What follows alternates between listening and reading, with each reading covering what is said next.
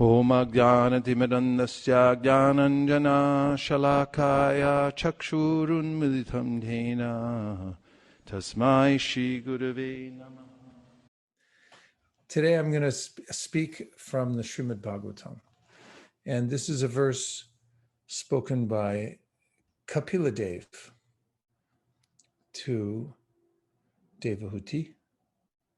And it's from the 3rd canto, 25th chapter, 25th verse.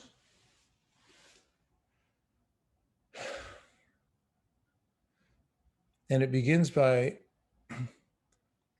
speaking about the benefit of the association of devotees.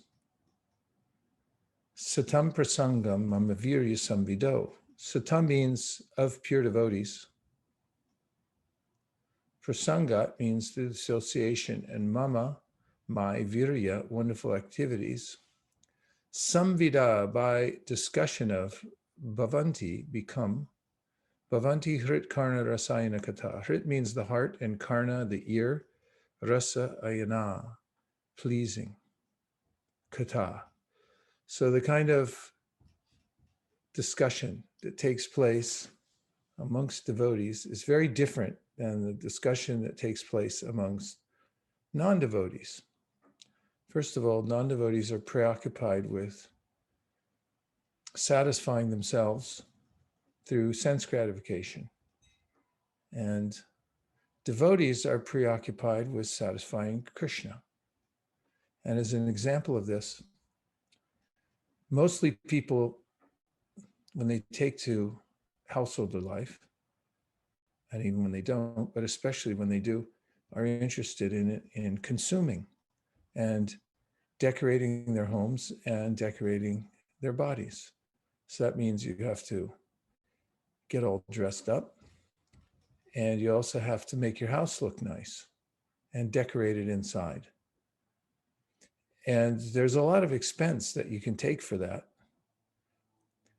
However, and of course, there's a lot of conversation that takes place around dressing and taking care of your house.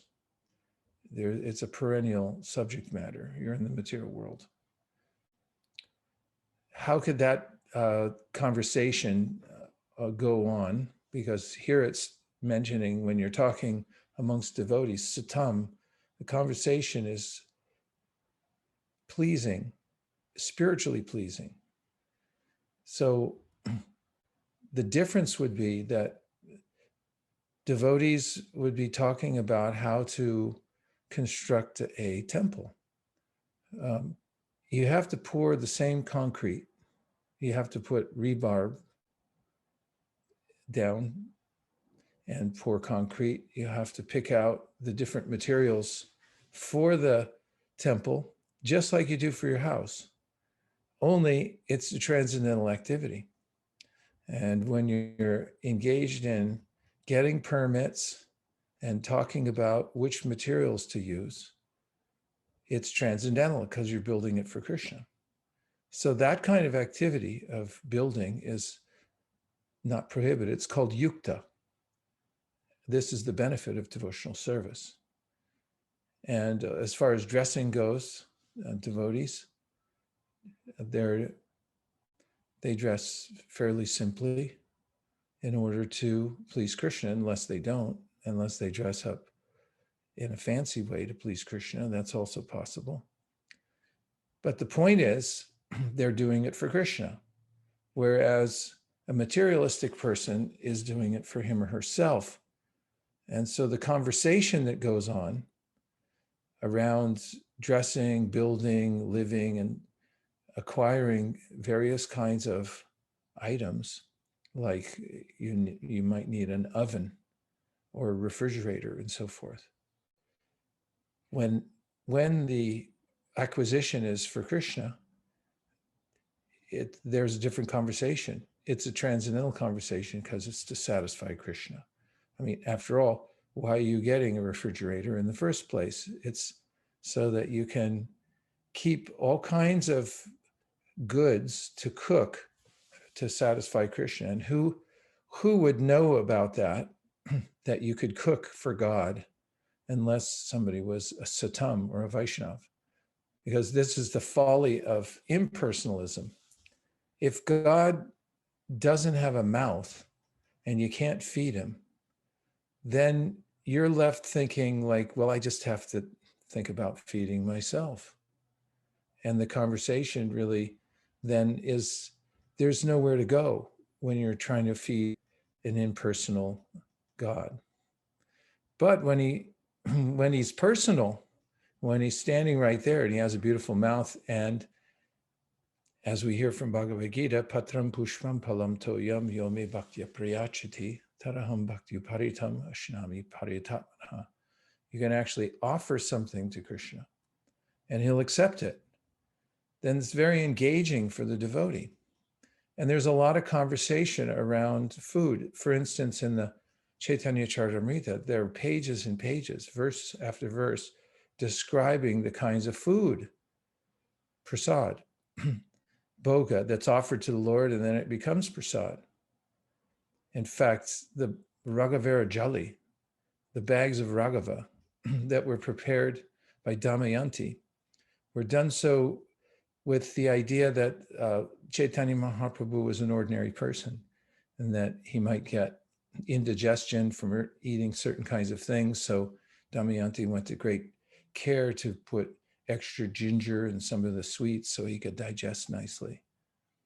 And also when devotees get a new cloth, they don't just throw it on, they take it first and they offer it to the deity.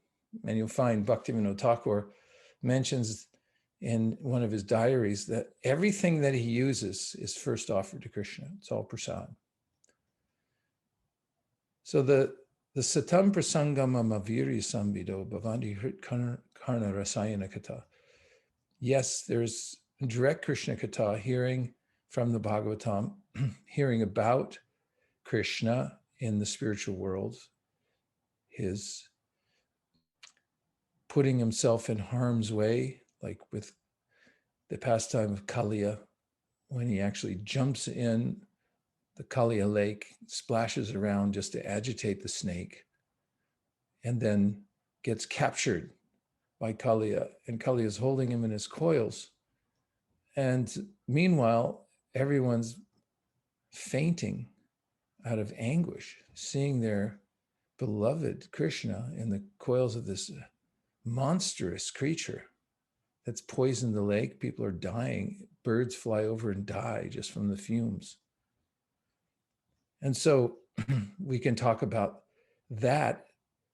That's all about Krishna. In fact, Prabhupada turned the 10th canto into Krishna book, just stories about Krishna and what he does during the day, how he plays with his friends, how he interacts with his parents, how when Rohini goes to call him from playing, he's playing with his friends. Rohini says, come home now, it's time to eat, because Nanda won't take his meals until you come home. And so Rohini goes back and the kids keep playing. They don't even listen to her because the other kids say that if you go home now, Krishna and Balaram, we're not going to let you play with us again. So out of fear, they stay and play with their friends until Yashoda comes. She has more weight. Nandakim Akarod Brahman is mentioned in the Srimad Bhagavatam, that Yashoda, she's got the most intimate relationship with Krishna. She's his mother. He takes milk from her breast and thinks, this is my mother, I have to go home now. So this is the Supreme Personality of Godhead. And Shreya evam mahodayam Yashoda cha mahabhaga.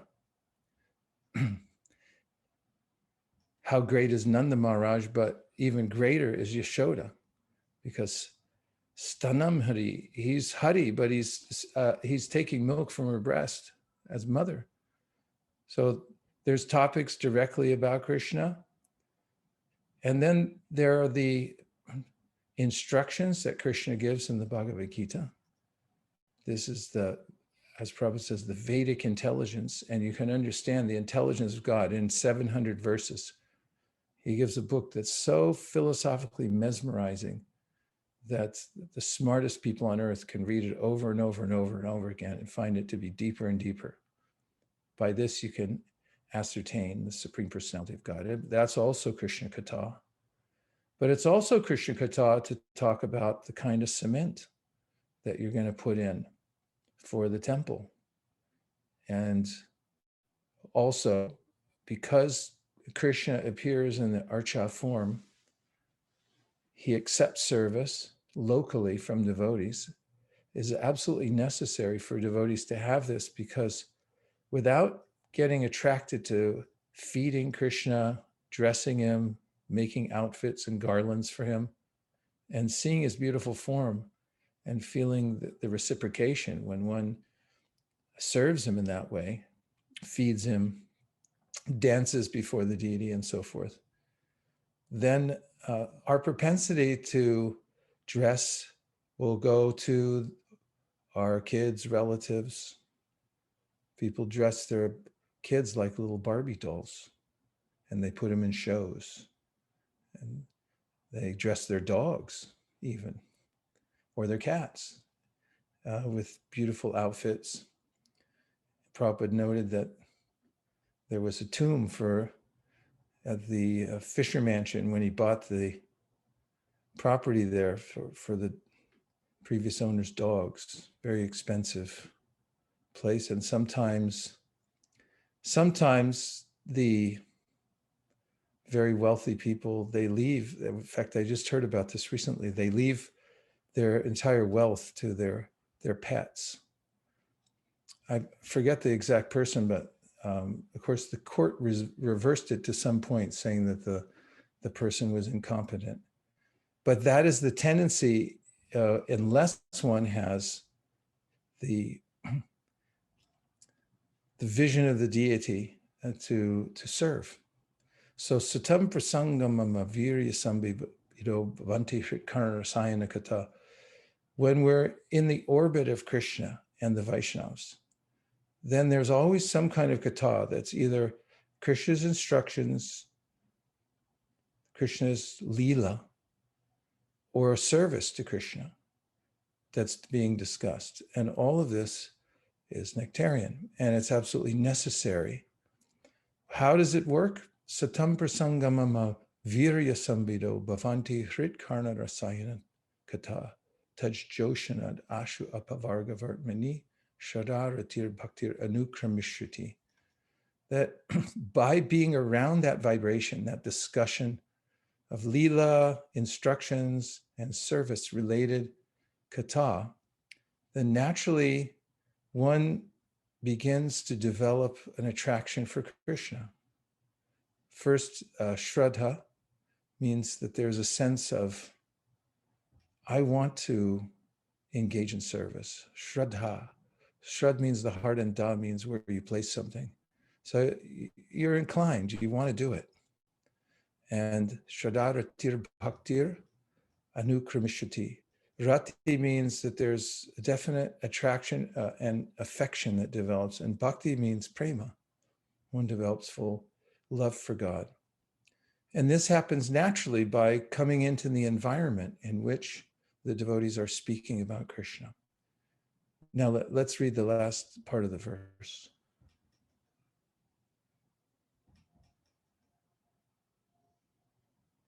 Satam prasangam mama virya sambido bhavanti hritkarna rasayana kata.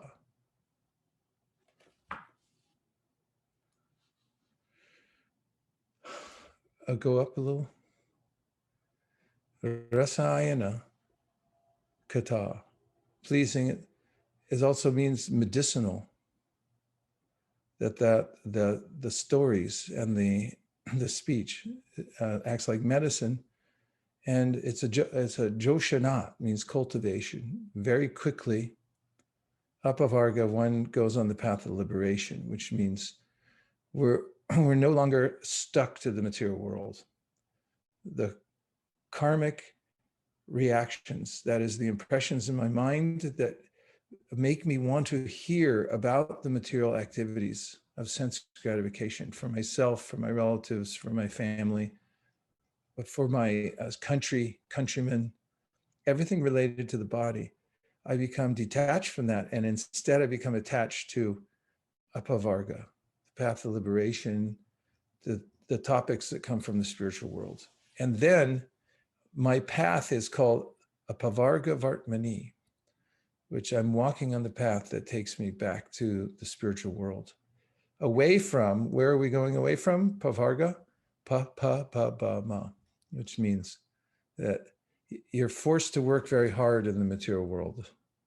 And then foam comes from your mouth because you work so hard. And then there's disappointment. And then there's fear. And then there's death. So apavarga means we reverse that process. Shraddha, Rati, Bhakti, the association of pure devotees. In the association of pure devotees, discussion of the pastimes and activities of the Supreme Personality of Godhead is very pleasing and satisfying to the ear and the heart. By cultivating such knowledge, one gradually becomes advanced on the path of liberation. And therefore, thereafter, he is freed and his attraction becomes fixed. Then real devotion and devotional service begin. Purport. The process of advancing in Krishna consciousness and devotional service is described here. The first point is that one must seek the association of persons who are Krishna conscious and who engage in devotional service. Without such association, one cannot make advancement. Simply by theoretical knowledge or study, one cannot make any appreciable advancement. One must give up the association of materialistic persons and seek the association of devotees, because without the association of devotees, one cannot understand the activities of the Lord. Generally, people are convinced of the impersonal feature of the absolute truth. Because they do not associate with devotees, they cannot understand that the absolute truth can be a person and have personal activities. This is a very difficult subject matter, and unless one has personal understanding of the absolute truth, there's no meaning to devotion. Service or devotion cannot be offered to anything impersonal. Service must be offered to a person. Non-devotees cannot appreciate Krishna consciousness by reading the Srimad Bhagavatam or any other Vedic literature wherein the activities of the Lord are described. They think that these activities are fictional, manufactured stories, because spiritual life is not explained to them in the proper mood. To understand the personal activities of the Lord, one has to seek the association of devotees. And by such association, when one contemplates and tries to understand the transcendental activities of the Lord, the path to liberation is open and he is freed. One who has firm faith in the Supreme Personality of Godhead becomes fixed, and his attraction for association with the Lord and the devotees increases. Association with the devotees means association with the Lord. The devotee who makes this association develops the consciousness for rendering service to the Lord. And then, being situated in the transcendental position of devotional service, he gradually becomes perfect. It's important also that, as Krishna tells Uddhava in the 11th canto of the Srimad Bhagavatam, Madbhakta Puja Bhyadika, that service to my devotees is more important than service to me. By serving the Vaishnav, one is best pleasing Krishna. The Kanishta Adhikari is described, Archaryam eva haraye pujamya sharyehate na tadbhakteshu chanyeshu sabhakta prakrita smrita. This is the semi-devotee, the one who's just entering the path of devotional service and is very generously given the title of a devotee, but is called a prakrita bhakta, one who's materialistically attached. Such a person actually is exalted in his or her own way, as Kapila Dev will tell us a little later on in this chapter. Even the Kanishta Adhikari is extremely elevated compared to the rest of the population. However, the vision of the Kanishta is described that Archaryam eva haraye pujam yashradaye hate. Such a person has faith in Krishna only, but doesn't know the glory of the devotees, how to appreciate them or serve them, nor does such a person know how to do good for others, or have the inclination to do it either.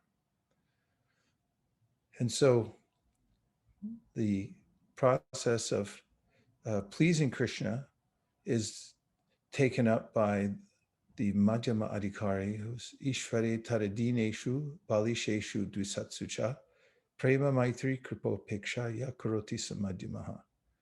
The Madhyama, middle devotee who's moving about the world and giving Krishna consciousness to others, knows how to do good for others and distinguishes between four kinds of entities. Sees Ishvar, the Supreme Personality of Godhead, and develops prema, sees the devotees and develops appropriate friendships, sees the innocent and gives as much kripa, mercy, as possible, and sees the envious and avoids them so that they don't become more envious. And so these are the four classes. Wow, Sundays, they happen in place, I guess. We're attracting all kinds of Vaishnavas here. Hare Krishna. The devotee who knows how to worship Vaishnavas is exalted in the Srimad Bhagavatam as being more advanced. The simple explanation of this is given by Srila Prabhupada, that love me, love my dog. And also, as Krishna himself says in the Bhagavatam, that the devotees are more dear to me than my own life. And in other ways, he expresses it as well. Saravo hridayo mayam, saranam hridayam twaham. Devotees are in my heart, I'm in their heart, and nobody is as dear to me as the devotees. So serving in the association of devotees, one hears the transcendental vibration, and then by that association, one naturally becomes advanced step by step in the process of devotional service. So in the purport, Prabhupada mentions that the reason that many people don't understand Krishna, they think that his activities are fictional, is because spiritual life is not explained to them in the proper mood. And this is a product of the hearts of the devotees who know Krishna to be the Supreme Personality of Godhead and describe him. I was a recipient of this. I had been exposed to many impersonal literatures, because that's practically all that's out there. There's books about Buddhism, which I read. There are copies of the Bhagavad Gita that have commentaries that are more or less impersonal. And this is, we can practically assume that's what's mostly available to people in the world. I know when I did a wide search to find information about spiritual life at the library and bookstores and other places, I found all kinds of books, and none of them had the same mood as Prabhupada's books. I had the Yoga Sutras of Patanjali and many other kinds of books, stacks. And then upon reading the Bhagavad Gita as it is, where Prabhupada comes out in the introduction and says, you should accept the speaker as the Supreme Personality of Godhead, just as he claims to be. Otherwise, you won't be able to get the gist of the book. And that made a lot of sense. However, when I came into the environment of the Vaishnavas in the temple that had been created by Prabhupada's association, it took a while to actually appreciate, although I didn't not appreciate it, but I didn't fully appreciate it until there was a click in my head, and then I did appreciate it. As an example, I remember looking at the Srimad Bhagavatam and wondering what all these stories were about. Like, why would you want stories when you're trying to pursue spiritual life? This is a product of impersonalism, because stories almost sound abhorrent to a mind conditioned to the impersonal aspect of the Supreme Personality of Godhead. What to speak of the deity? I had one person in Toronto, after a program we had, a loft-like program we had, say, I really like the Hare Krishna thing, but can I ask you one personal question? Sure. Why do you guys worship dolls? It's very hard for people to understand or see the deity until they've been in the environment of the devotees, which is a very special mood, where the devotees actually have become attached to Krishna and they love Krishna. So for me, I remember looking at the altar and being attracted mostly to the flowers. And I couldn't even see the deity, actually. But then hearing the Bhagavatam class, which is a daily affair, and then, of course, Bhagavad Gita, but especially the Bhagavatam, we were on the first canto. And in this first canto, we were in the section of Krishna in Dwarka. And there he was with his queens. And then there was a verse. The temple president, Bhutatma Prabhu, was reading from the verse, and he was saying how the queens could not quit those lotus feet. There was something about that phrase that just clicked in my head, and I felt changed all of a sudden. It was probably after a month or so of just being in the environment of the devotees, hearing Bhagavatam with the devotees, dancing for the deities, even though I wasn't even sure what they were for sure, exactly, or why we were doing it. And taking prasadam, this all-encompassing environment. Suddenly I felt, oh, I do like Krishna after all. And my shraddha for the deity awoke. And then I used to enjoy sitting there in the temple room and just sitting before the deities and just chanting. And for some reason, it felt really nice. And then hearing the Bhagavatam started to become nice also. So this verse is very practical. Satam prasanga mama virya samvido bhavanti hrit karna rasayana kata. The kata, the right kind of kata and the right mood in which Krishna is being worshipped as the Supreme Personality of Godhead, as the source of Paramatma, as the source of Brahman, as the source of everything, and as an eternal personality, not the unborn within Krishna, but actually Krishna is the Supreme Personality of Godhead.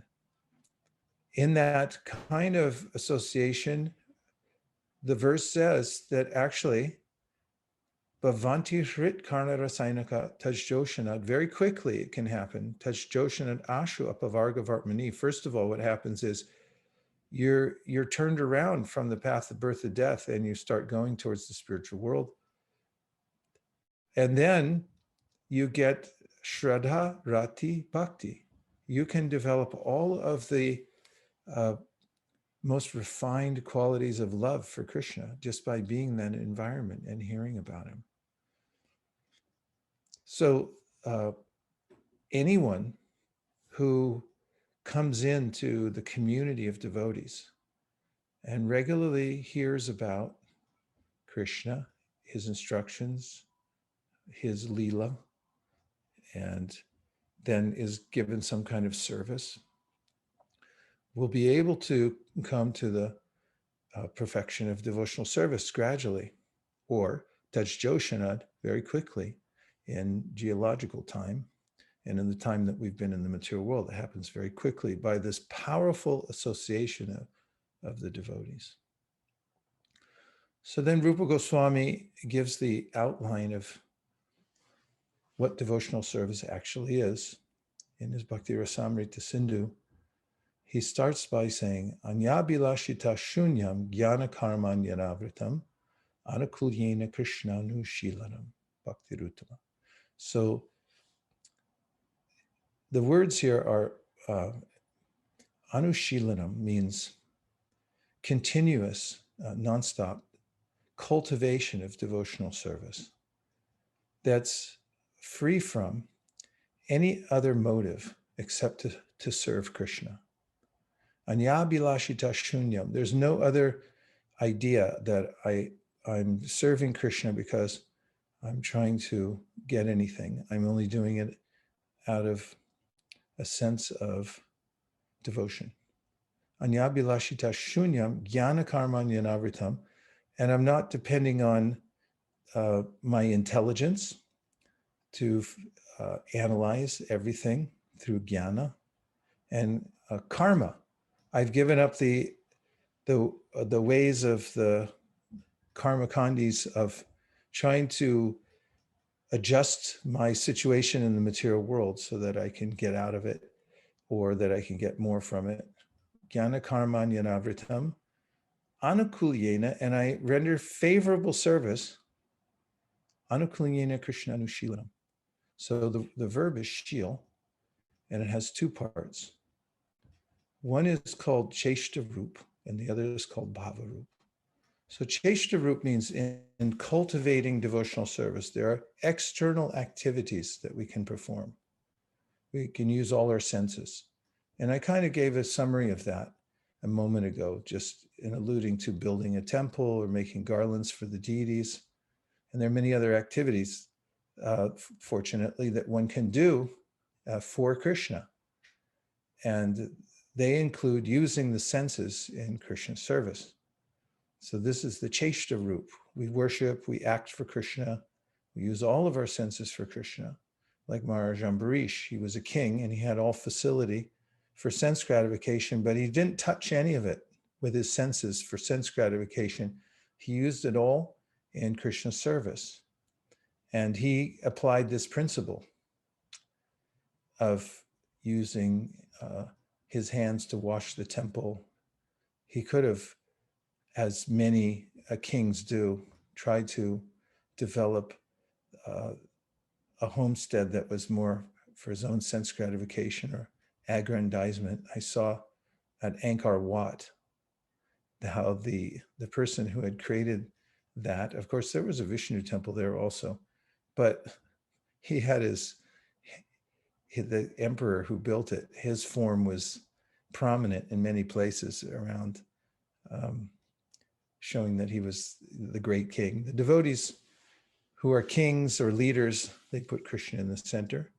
So you can engage all the senses, Krishna service, and then bhavarup means that one develops emotions for Krishna. And this is also a kind of a cultivation as well, that internally one develops a sense of service to Krishna from within.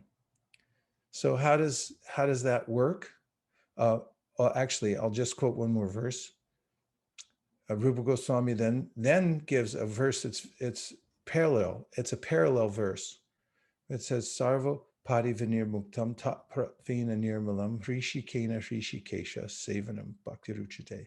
There's a way that we use our senses, again, he says, to serve the master of the senses, because these senses don't belong to us, they belong to Krishna. And when we serve the master of the senses with our senses, then they become purified and we become situated in our real condition. That is our transcendental condition. Our natural condition is to be in service to Krishna. That's our Sanatan position. But sometimes something that has an eternal condition or an eternal form or purpose gets diverted. For instance, the example is given by Prabhupada that water, its dharma is liquidity, but under certain conditions it becomes solidified, it's hard. So when we become waylaid by our association with matter, and we start thinking we are matter, then we can come back to our eternal condition by putting ourselves in the right environment. And that includes engaging the senses in Krishna service. So then Rupa Goswami quotes from the Bhagavatam, the verses that you all know, starting with Shrinvatam Swakata Krishna, and describes the process through which, by engaging in devotional service and hearing about Krishna, one revives one's spiritual health and actually develops pure love for Krishna. So this verse is great guidance for anyone who wants to advance in devotional service. Means that we should organize our environment so that we're in the association of devotees, and we're in association of devotees especially who are engaged in hearing and chanting about Krishna and doing service for him. It's very practical. I've seen many times people come to a sangha of devotees. We've seen it over the years at ISV.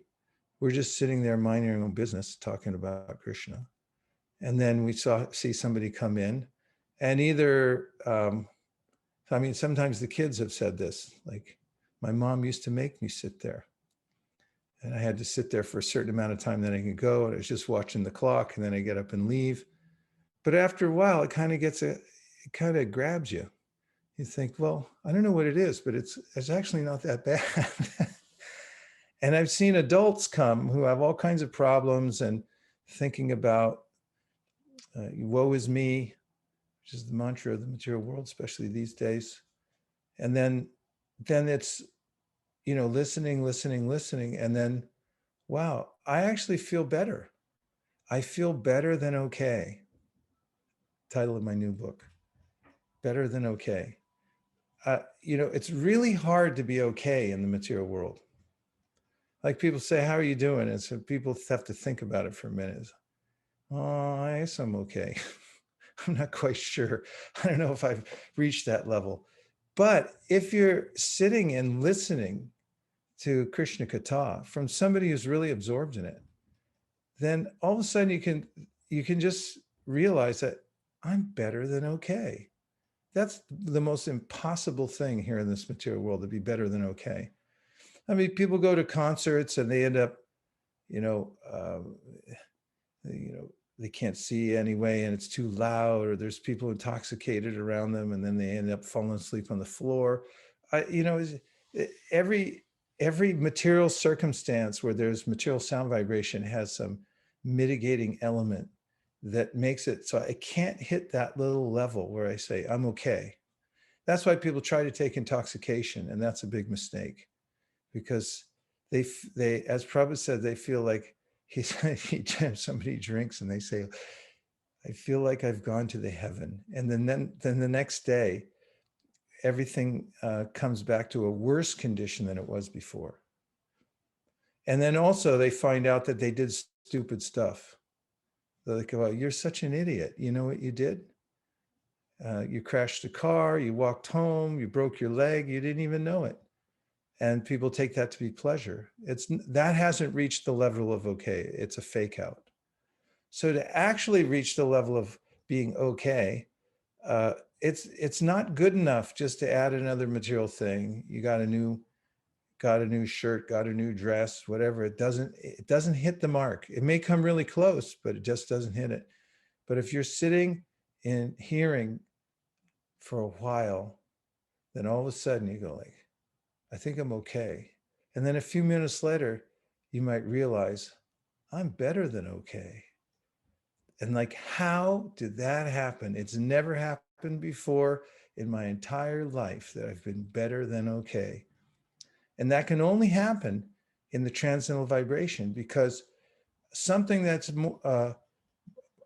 subtle cannot enjoy or appreciate something that's grosser than itself. We're subtler than matter. And no matter what the sound vibration, no matter how fancy it is, no matter how good the musicianship is, the poetry, unless it's connected to Krishna, you can't have that feeling that I'm better than okay. What to speak of just okay? And that's a banner day for a living entity after millions of births to all of a sudden say, you know what? I'm okay right now. Because nobody's okay in the material world ever. It's never happened. It's only happened in the association of satam prasangamam avirya sambido bhavanti hritkarna rasayana kata. So Krishna consciousness, pure devotional service, and the mood of serving Krishna with no other motivation is the only way to become freed from the clutches of the material nature. In the Bhagavad Gita, Krishna says, Daiva hiye shagunamayi mama maya duratyaya mameveye prapadyante mayametam tarantite. The material nature is difficult to overcome. Sounds like an understatement to me. I once said in a class in Los Angeles, the material nature is very inconvenient. My godbrother Sarvabhauma came up to me afterwards and said, that was an understatement of the century. So we're in the clutches of Maya, and yogis try to get out of it. They try to beat the system and come to the level of being okay through meditation. Others try to do it through austerities. There are different philosophies. People try to do it through material adjustment. You just get a better place. That really doesn't work. I mean, it's so blatantly obvious, it's painful to watch. So the Bhagavatam is sublime, and then it explains, the devotees explain why it works.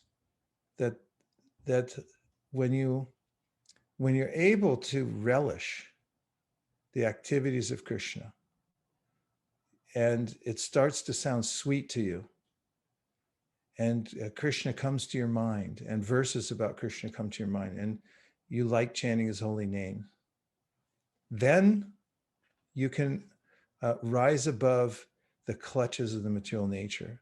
And then when the waves of sense gratification inviting you to come back, that's, I heard as a kid, my father used to read books to me. And there was one about a raccoon. Some kid had a raccoon. He tamed him. I was all attached to it. So, oh man, I want a raccoon. And then, the raccoon was at home, take care of it. And then one fine summer night, there was a call from another raccoon out in the wilderness, and their pet raccoon just jumped off the porch, ran away, and never to come home again. It's that siren call from nature. It's like, I got to go now. And it happens to even the yogis. Rikta matayo. Why? Because they don't have anything in their head. They don't have the vibration of the spiritual world in their head. And so when that call of the wild comes, hey, why don't you come with us to this stupid thing where you're going to injure yourself and end up worse off than you ever were before? Then you go, okay. Why? Because Rikta Matayo, you don't have anything better in your head. So Bhagavatam says, if you have the Leela and the beautiful pastimes of Krishna in your head, and you've tasted something unusual in the chanting, and you've seen the deity, and even one time you saw the deity and you felt like, this is nice. This is beautiful. You've tasted Charnamrita and you go like, wow, that was like the Ganga coming from a celestial world. Any of these things, you smell the incense. That's all it takes. One time and you feel it. Then you've got something. You've got Krishna, the Krishna bug. And if you become situated in that, then the material nature can't carry you away. Otherwise, even the great yogis get carried away at any time when the waves come, no matter how many thousands of years they've meditated for and held back the senses. They have to be engaged in Krishna's service. So this is the safe path to become attached to Krishna. And anybody can do it by just staying around devotees and hearing from them in their association. And if you can be in the association of like-minded devotees who are more advanced than yourself, and you'll hear Krishna Katha, and you'll hear you'll pick up the right mood, non-offensive mood, the mood of service, mood of unalloyed devotion. And also devotees never consider themselves devotees. It's the death of the devotee. It's I'm a devotee. I'm better than others. You find that in the Brihat Bhagavatamrita. Every person that Narada approaches says, I'm not a devotee, but I'll point you to a real devotee. And it goes all the way to the top, doesn't change, all the way up to Srimati Radharani. She'll point you to somebody else. This is the mood Srila Prabhupada's talking about, a mood of utter humility, of dainya, and of just unalloyed service. And then those who have an attachment for hearing about Krishna make it altogether real. Because when we're hearing in the association of those who are in rapture by hearing, then we go along with it. I notice at Govardhan every year, unless you get in the flow, it's really hard to just walk in off the street and appreciate it. Sometimes people come, they'll sit down, they'll come out, see what we're doing out there, and they'll come and, not that I have any attachment for it, that somehow or other I'm able to just hang around because they give me free room and board. But I notice sometimes when people come just to see what it is, and they'll sit down, it's like, is this all you're doing all day? Are you going to do anything else? And it's like, it's really abrupt sometimes if you walk in. So gradually, if people can hear in the association of devotees, and they start that little click goes off in their head, like it did for me.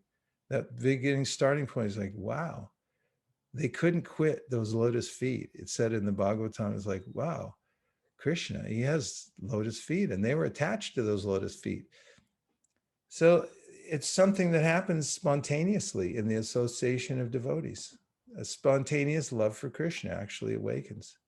I heard Prabhupada give a couple of examples. He said, in India,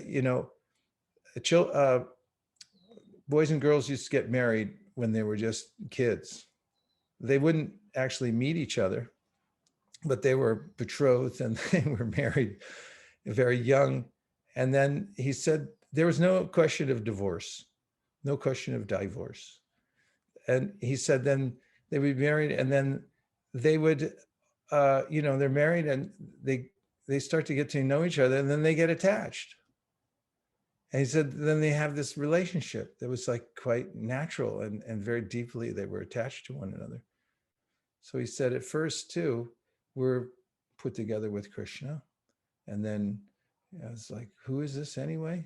Like, what does this stuff mean to me? What are all these stories? And like, who are these people? And what's this, dancing around a tree and all this kind of stuff? But, and then all of a sudden there's this attachment that just develops spontaneously by the vibration itself and by the association. So this verse shows us that that's the method. And one of the techniques for those who are eager to advance in devotional service is just to make sure that one is around advanced devotees and hearing as much as possible. Yat pada pankacha palasa vilasha bhakta karmashrayam gratitam ukatayanti santa tadvanna rikta matayo yatayo pirudha shroto ganas tam aranam bhajavasudevam. In that verse, I alluded to it earlier, that there's a hard knot in the heart, and it gets cut when one gets attached to Krishna and Krishna Katha. Yat pada pankacha. I mean, it's so beautiful anyway, the verse, yat pada pankacha palasa. Vilasa bhaktya. Vilas means the enjoyment of hearing Krishna's pastimes. Karmashrayam gratitam. Udkratayanti santa.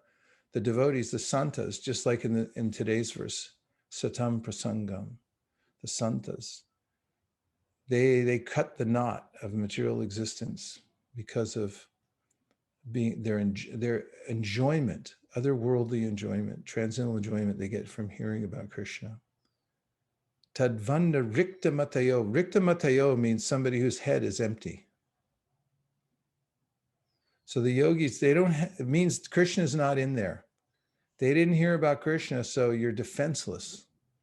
And when material nature comes calling, doesn't matter how strong you think you are, you're like that raccoon. He just jumps off the porch and goes running out in the forest. That's it. What happened to him?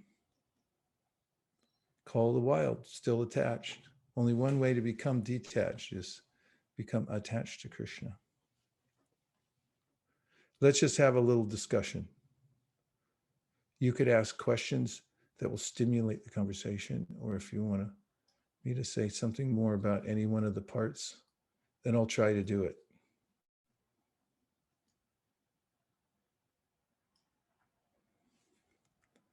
Ananda Murari Prabhu. Hi, Krishna Guru Maharaj. It's very nice.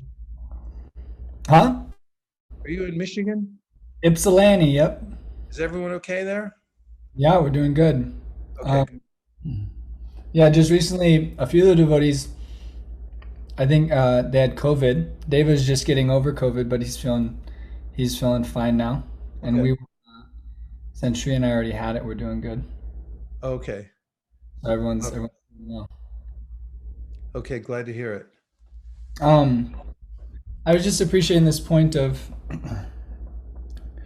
the need to remember and be attracted to something beautiful, to be attracted to really Krishna's pastimes, what's going on with Krishna. And you mentioned to have, and I forget how you're wording it now, but to have an experience in chanting Krishna's holy name, said something to that effect. So I was just curious if you could expand a little bit. What does it mean to have an experience of Krishna's holy name? Oh, yeah. One thing I can say, if you listen to Prabhupada's kirtans, they're very simple, especially in the early days. He'd just sit in the park and he'd just chant. He had one tune. And if you catalog all of Prabhupada's tunes throughout his whole campaign, he had 3 tunes total. So it was one tune, Hare Krishna, Krishna Krishna, Hare Hare, Hare Rama, Rama Rama, Hare Hare. So how do you go from that by yourself in a park? You get kicked off the grass. You can't sit here, sorry. And then you move under a tree because you just got moved along.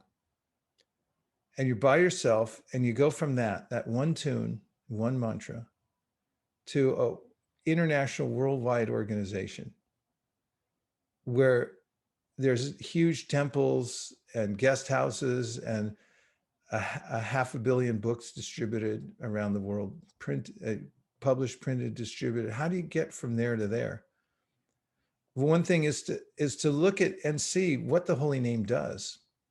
And when somebody chants purely, it has its own force. And then the other thing is, like, try an experiment.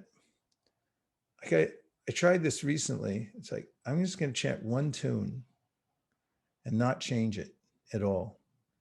I won't change the speed. I won't change up. I won't do anything. I'm just going to chant the same tune and just keep going until something happens. I'm not stopping until something happens. And so what happens? It works every time. And at first I'll notice myself and the chanters. It's like, okay, come on, where's the tune? And where's the change up? And where's the something? Come on. I mean, Prabhupada started with a bongo drum. He's got a picture of him in the park playing a bongo with his fingers, So anyway, we're chanting, and then all of a sudden you notice that it's not the tune, it's not the beat, it's not the musicianship, anything of that, because none of that's there. And then all of a sudden, devotees are better than okay. You just look at them and you know you're better than okay. And you can see they're looking at you like, I was okay a second ago. I was not okay when I walked in. I hit okay about 10 minutes ago, and now I'm better than okay. And that's what makes the Hare Krishna movement. It's the holy name, and it doesn't need anything extra. I'm not saying we shouldn't do anything extra, but that experience you're asking about, anybody can have it anytime, really. And just um, take take the holy name as it is and just experiment with it. So and then the result is that because you feel better than okay, and we're anandamayo vyasat, we are living entities, just want to have fun. They want happiness, and they go like, I have to have that again, please, because nothing else will do it. Everything else brings you up and slams you back down, and then you got to take twice as much. Little Jiva needs a new drug here in the material world. The other ones aren't working. And when they get the holy name, they say, like, that drug works. That's actually what I was looking for. And then Krishna says, yeah, okay, so a few things I'd like you to do. Be a little humble. Don't mouth off all the time. Just start bowing down to me a little bit. And don't be so attached, little Jiva. And you can hang around more if you want more of this. And then, of course, volumes are written about it, but it's always there. I heard that once about some devotee was talking about always for kirtan, always depend on the holy name. Don't think you're like, I'm going to make this happen, but think like, I'm here to serve the holy name. Holy name will make it happen, makes everything happen. We don't make the holy name makes us. It's not like I can vibrate the holy name. The holy name can create me and vibrate me, but I can't really do it. So it's setting up that mood of service. Those are a few thoughts, Ananda Murari Prabhu. Is that okay? Yeah, very much so. I like this point. It's something that I've been thinking of recently, that there's a Wu-Tang song clan, this band, this like hip hop group called Wu-Tang Clan, and they have a song. The chorus is "Cash rules everything around me," but recently a friend and I were saying, "Grace rules everything around me," and just I like that aspect of just showing up, and there's an active role that we play by showing up for the holy name, but then really allowing the grace of the holy name to guide us, and allow the grace of the holy name to vibrate us and to transform us. Thank you very much. And for borrowing from the Wu-Tang Clan. Good to see you, Ananda Murari Prabhu. Thank you. Sukeshri. Hare Krishna Prabhu.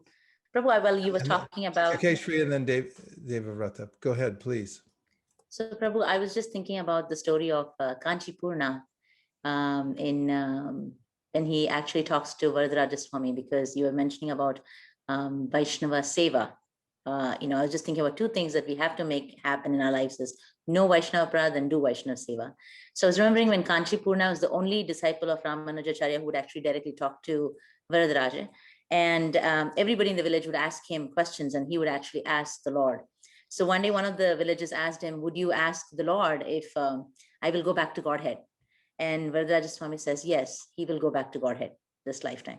So then Kanchipurna gets very excited that he wants to know if he will go back to Godhead. So he asks him, so Lord, will I go back to Godhead?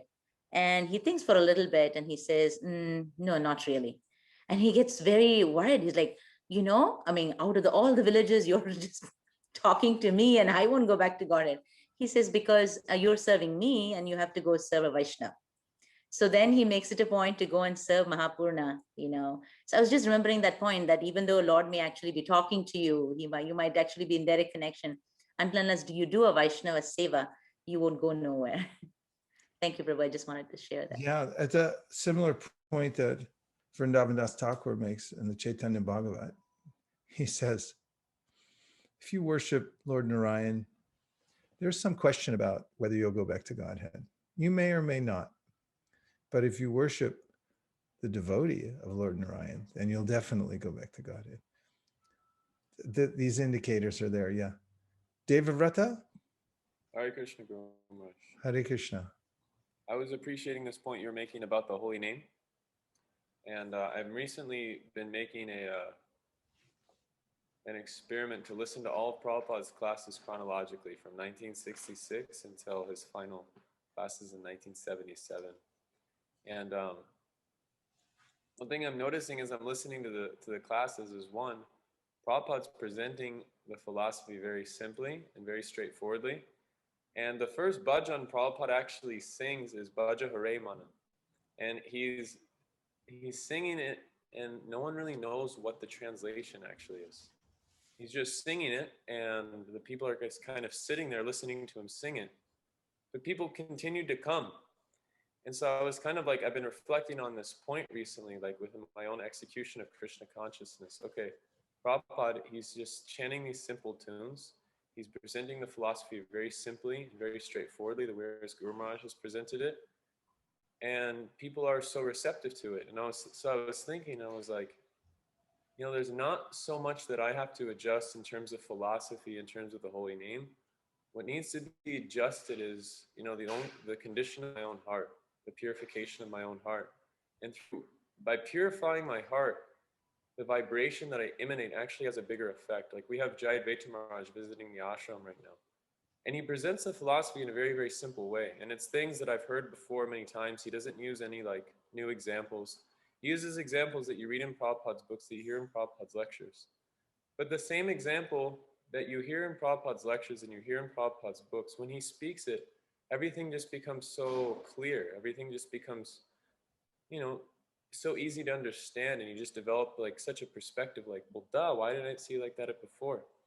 So I was just thinking, on this point, we don't make the holy name, the holy name makes us.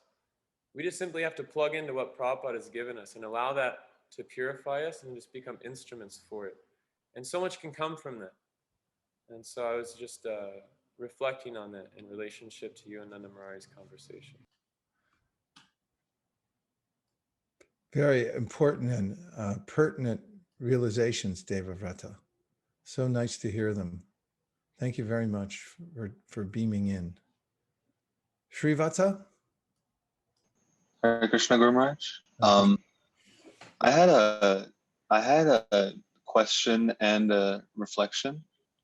I was hoping you could elaborate a bit more on detachment, because I feel like detachment is something that sometimes I always feel like I'm getting, and then suddenly I'll realize I don't have, because the moment I realize I don't have it is when it starts hindering my spiritual life, because my mind isn't able to like calm down.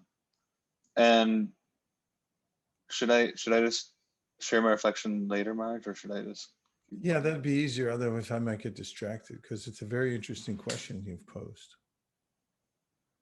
What is the exact question? Could you say it in one sentence with 10 words or less? Okay. Could you please elaborate on detachment and how to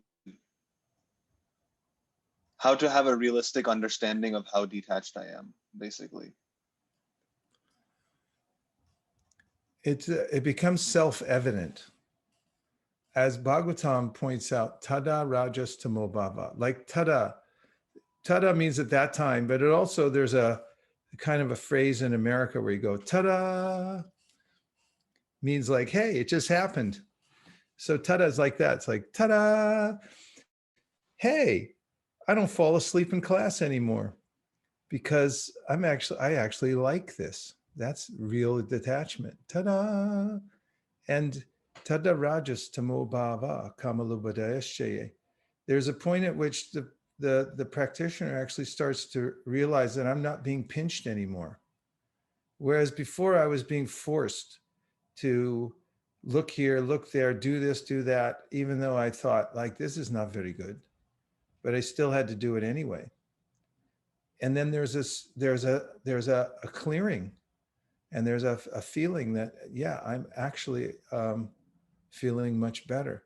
Now, of course, there's a lot of descriptions given for our benefit about anartha nivritti, and about how it can be a little herky-jerky for a while, in the sense that, I feel a little detached and I get all exalted. I feel I'm really made advancement. And then next thing I know, I'm sitting in the corner with a gallon of ice cream and a spoon, and there's only half a gallon left, or whatever your anartha may be.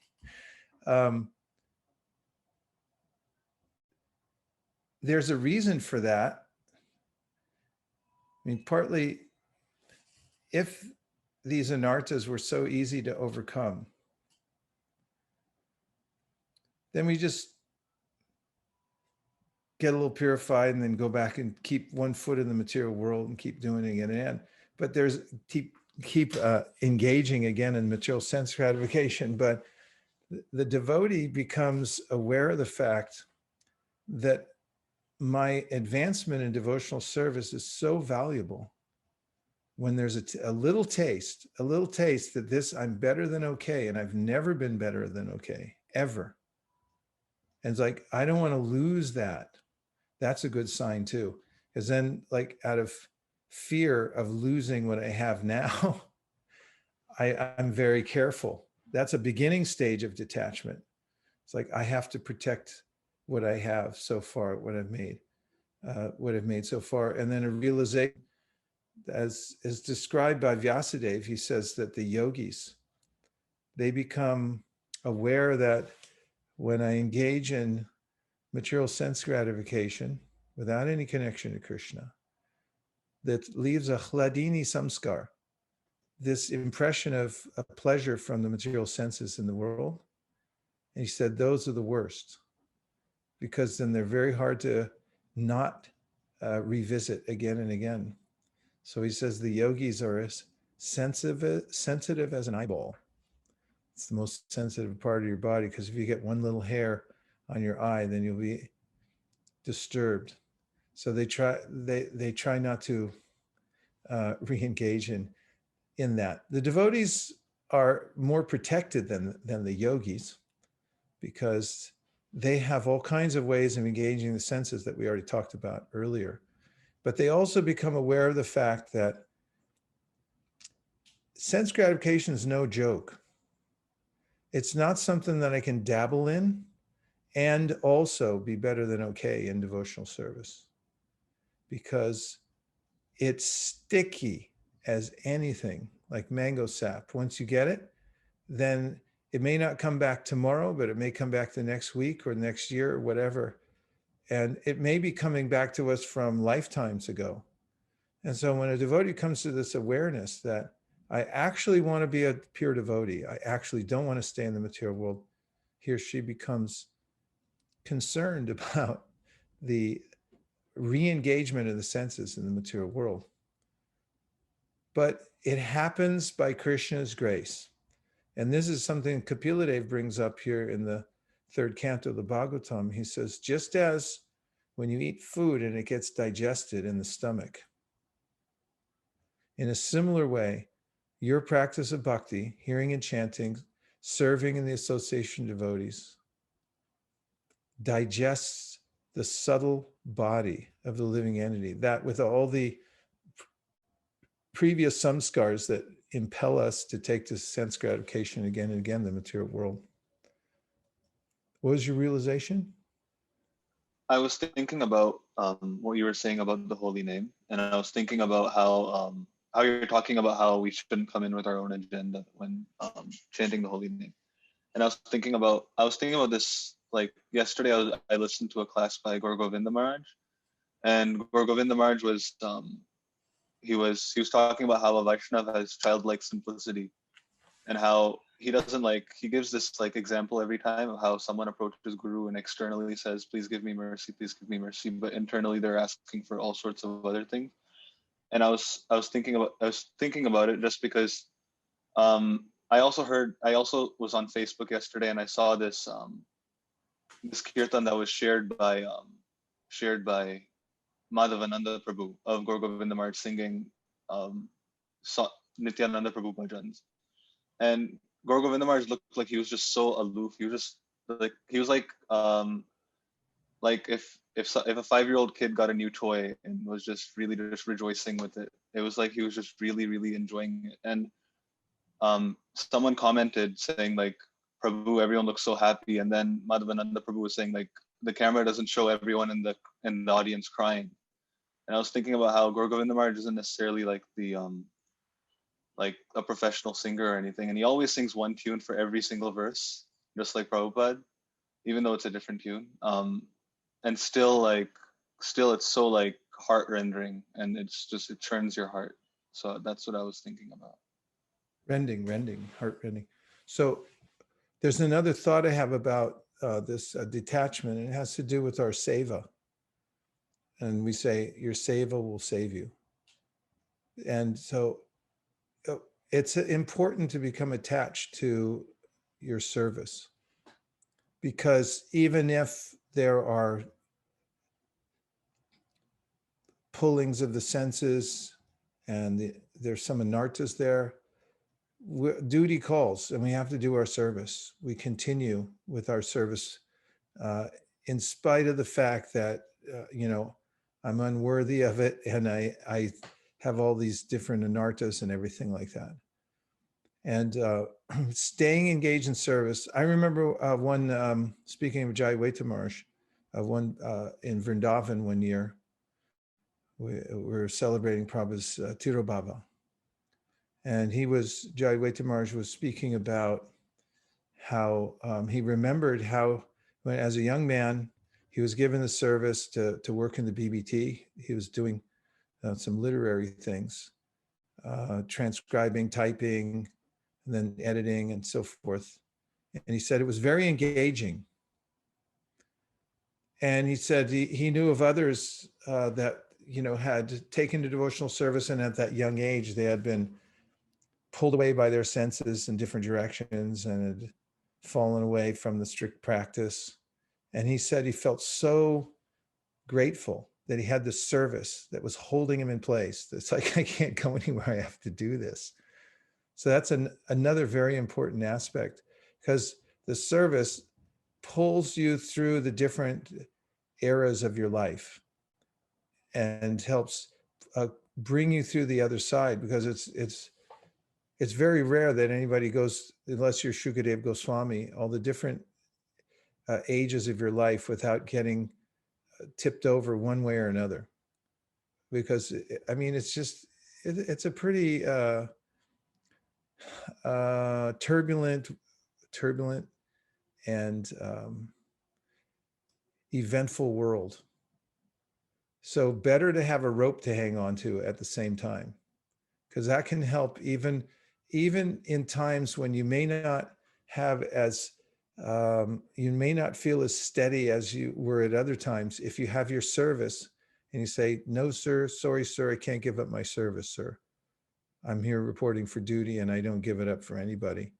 If you have that will also help pull you through to the other side in the way of detachment. Somehow or other, put together one lifetime of staying close to devotional service, going through all the different areas. You don't have to be Haridas Thakur, but you do have to stay in the practice somehow or other and keep coming back to it and stay in your service. Try to make it through the whole lifetime, through all the different eras, and you'll win. Ashraya Madhava. Hare Krishna, Guru Maharaj. Hare Dandavot Krishna. Pranam. Jai Srila Prabhupada. Thank you.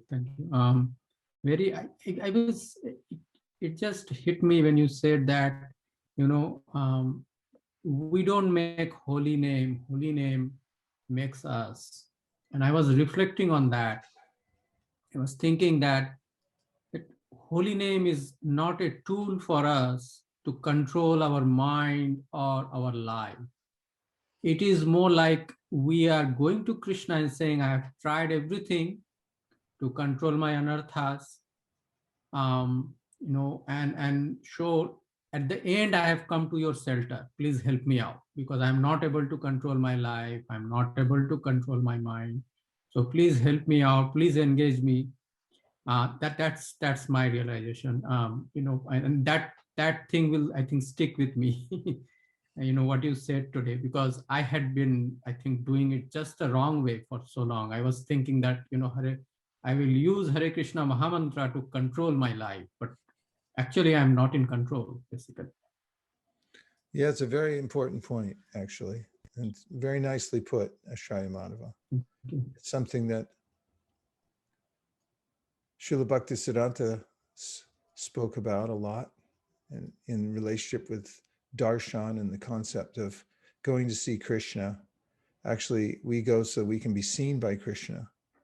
But what is he going to see when we go there? We should think about that. We should go and present ourselves before the deity. And like, okay, I'm here. That's why you ring the bell. Walk in, ring the bell. It's like, okay, I made it. I'm in here. Krishna, I came. Please look at me and acknowledge that I'm your servitor, please. And if we keep that mood, I'm not here to see Krishna. I'm here to be seen by Krishna. I'm not here for the holy name to control my senses, but I'm here to serve the holy name. It's very powerful. I just realized there's a treasure trove of questions here.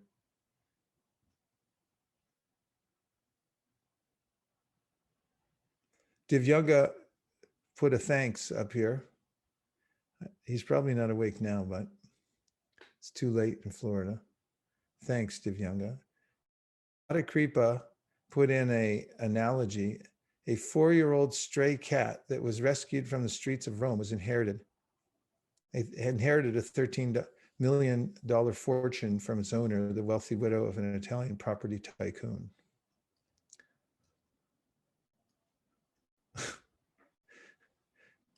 They made a TV series about it. A question from Vijay Damodar Prabhu. He says, is it okay to leverage limited use of astrology in a sadhaka's life, not to seek demigods to solve the bad times, but to get to know what are good times versus bad times so my energy is best channeled in Krishna service? All I have to say about that is good luck. I mean, it's really difficult to predict what's going to happen in the material world, even if you get a good astrologer, and it's hard to get a good astrologer. This is a point Prabhupada made. And not, I mean, there are people that can predict what's going to happen because it's a predictable thing. Same old stuff happens here all the time. That's why it's so boring here in the material world.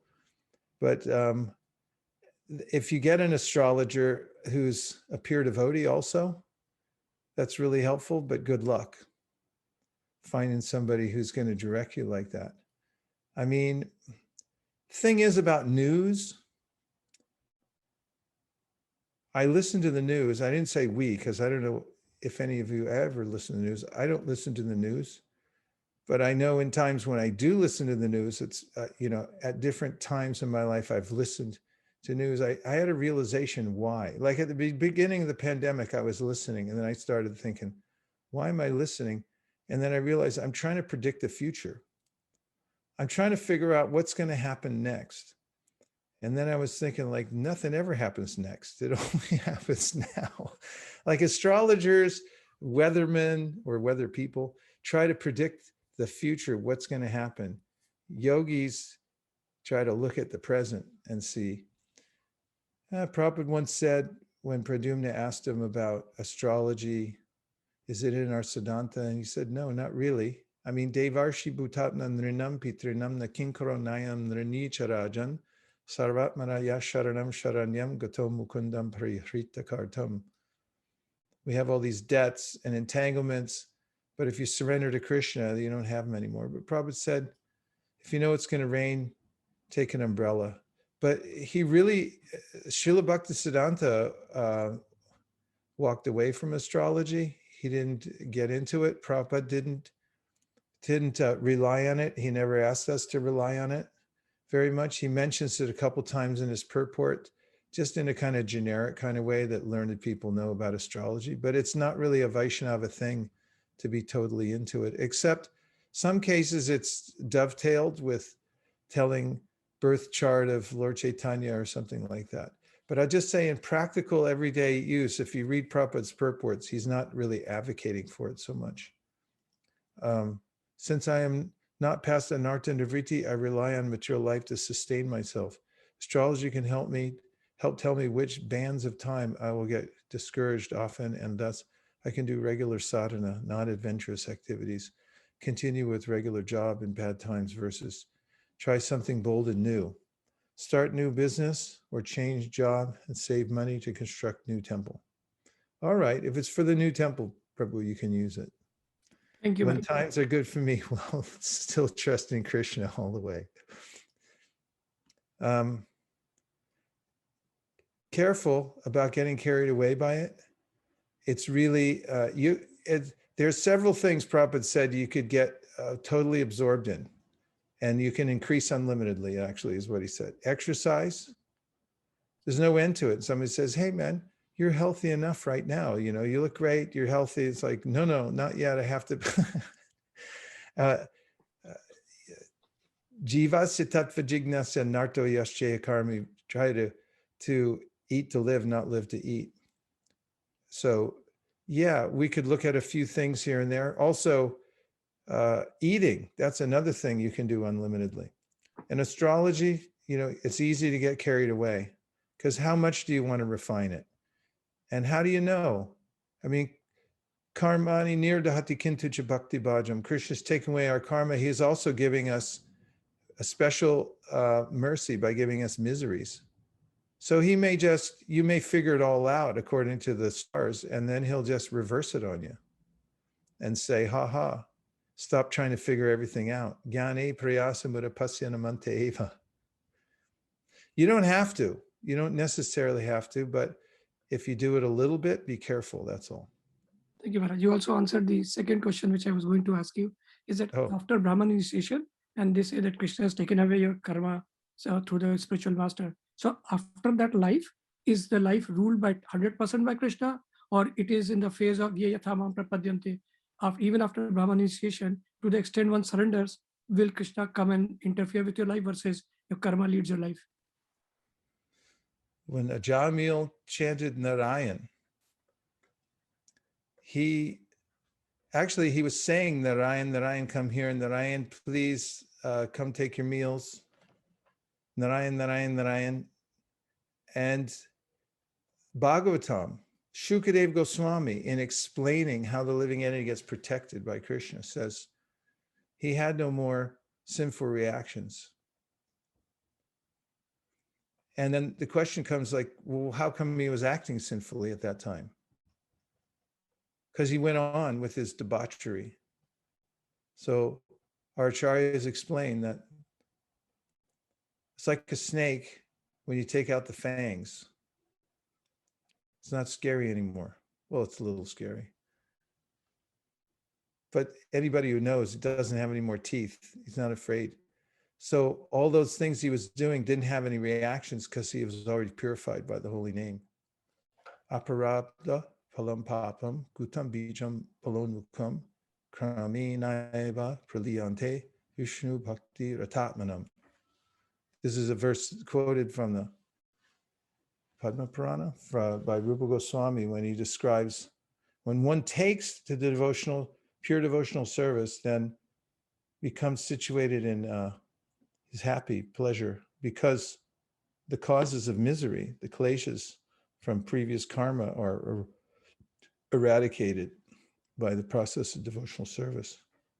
So by chanting the holy name, even one time, one can become freed from the reactions of sinful activities. Of course, you can reinvigorate if you go back to them again. Bhakti Rafaela said, yesterday I had, oh, wait a minute, I'm over time now. So thank you, everybody, for taking your valuable time. You're up late at night, some of you. It's past bedtime for many of you. And we did what we could.